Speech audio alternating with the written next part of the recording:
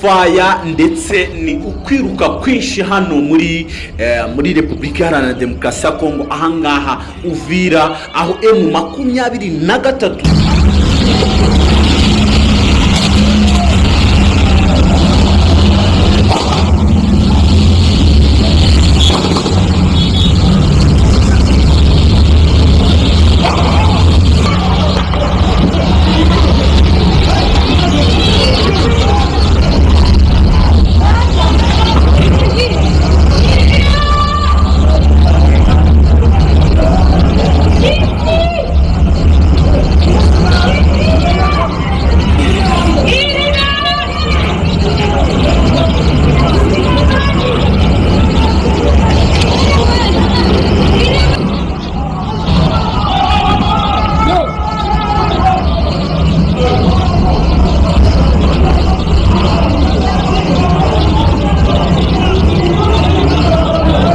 M23 yerekeje n'ubundi Uvira, iri kurasa, bari kurasana. Ndabona ingabo z'abarundi zirimo zirakwira imishwaro, zirimo ziriruka mu buryo bukomeye cyane.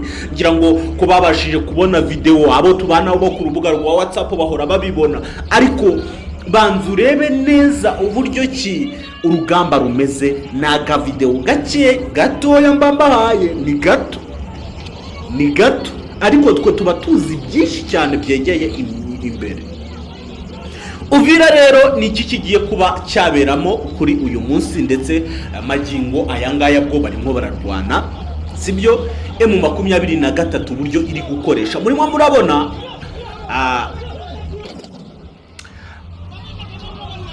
Uvira, ingabo z'abarundi ziri kwirukanka, ziri kwira imishwaro zabuze aho zirukira, ndetse na bamwe mu baturage kuko barimo barabona umuriro uri inyuma. Nababwiye yuko M23 ifite systeme yo kuba yafunga ikirere cy'imbunda ziri aho igiye kuba yarasa. Izo mbunda muri kumva ni ziri inyuma cyane, ariko mu kirere muri abangaba uri kubona bari kwiruka ntago babasha mu buryo ki bwo kurasa ahangaha Uvira.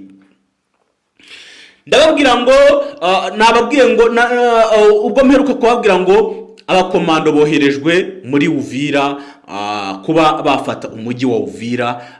Mwaratangiye ati reka Uvira byo byaranze. Mbona bamwe mu barundi n'ubundi bakomeje kuba bakandika comment. Barundi bagenzi banjye, Barundi babanyi bacu, baturanyi bacu ahangaha hafi, twababwiye yuko ibi bintu byo kwijandika mu ntambara ahangaha muri Repubulika Iharanira Demokarasi ya Kongo bizabazanira impungenge. Gusa nabonye bamwe mu bayobozi bo mu Burundi n'undi bari kwamaganira kure uwitwa Felix Antoine Tshisekedi. Ndi kumva ngo agiye no kuba yakiyongeza indi myaka, nako witwa Neva Ndayishimiye, ni Ndayishimiye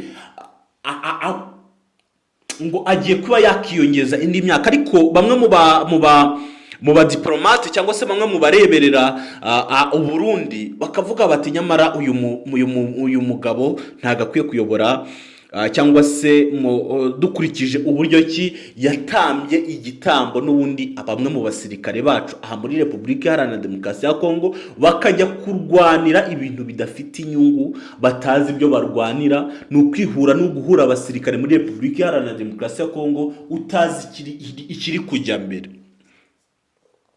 Ariko ntabwo ari ibyo nshaka kuza kuba nagarukaho, ariko inama nahereza abarundi bagenzi bacu, ntabwo mureba yuko izi ntambara zo muri Repubulika Iharanira Demokarasi ya Kongo zizabateza ibibazo? Kuri ubu ngubu ndabona bamwe mu barundi bari kwataka, n'ubundi babuze aho bajya.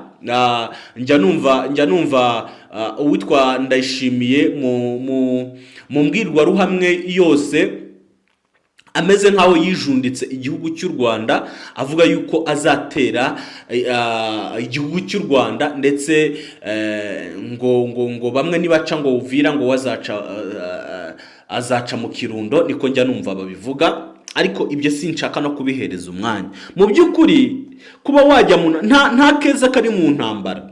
Ntabwo nari numva perezida w'u Rwanda avuga ngo baturage bacu ntimuryame musinzire, ntimubona ko igihugu cya Kongo n'u Burundi bari kuvuga ngo bazadutera.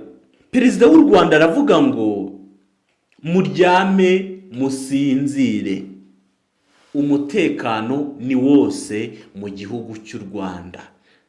Uzabangamira igihugu cyacu sinzi ibyo azaba ashaka, gusa muryame musinzire abaturage. Ariko perezida w'u Burundi mu mbwirwaruhame cyangwa se aho abonye umwanya wo gufata mikoro ngo avuge cyangwa se ahure n'abaturage, arababwira ngo kubera iki muryama mugasinzira? Ubwo ni muri ibicucu, muraryama mugasinzira igihugu cy'u Rwanda kizadutera. Ibi bintu abaturage byonyine kubakura umutima, sibyo? Ufite ubwoba, ubwo n'ubwoba, ntabwo u Rwanda ruzagutera, nta nawe rushaka kugutera.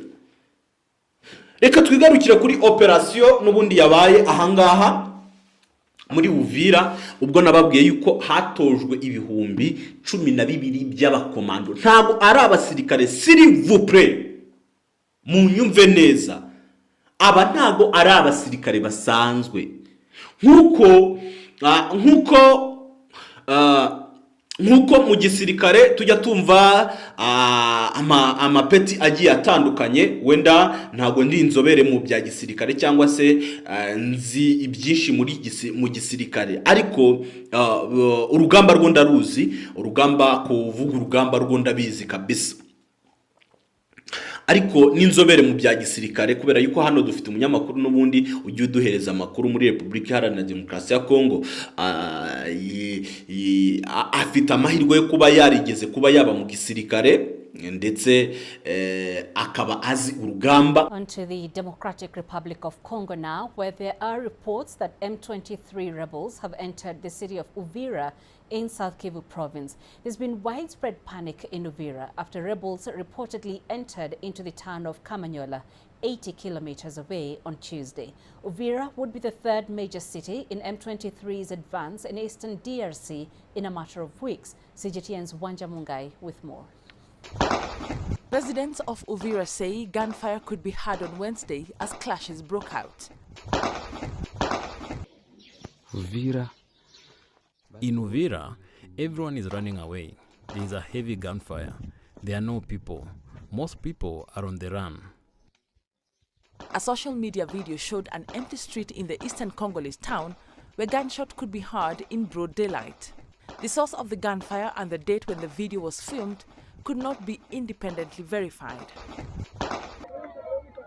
M23 rebels had been moving south towards Uvira after their advance on Bukavu over the weekend, another major city in South Kivu province. The latest push for a resolution between M23 and the Congolese government is coming from religious leaders. Catholic and Protestant leaders are aiming to organize peace talks to bring the two sides together. President Felix Tshisekedi has so far refused to sit down with the rebels, whom he brands as terrorists, and accused Rwanda of backing, although Kigali has denied this. Complexité du problème ou des enjeux. The complexity of the problem or the stakes involved cannot simply be reduced to armed conflict. There are issues that require deep reflection and strategic choices in order to achieve lasting peace and peaceful coexistence. Et un vivre ensemble paisible. Au niveau national, il s'agit de trouver un consensus. At the national level, it is about finding a consensus among Congolese people on our differences, which will also make us stronger.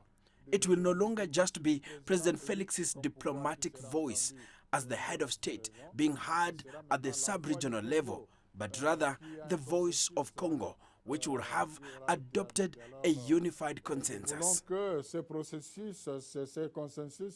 Nshole and Reverend Eric Nsenga were speaking in Nairobi, Kenya, following a diplomatic tour with stops in Goma, Brussels and Kigali. The latest flare-up in eastern DRC has drawn in neighboring countries, raising fears of an all-out regional war. Wanja Mungai, CGTN.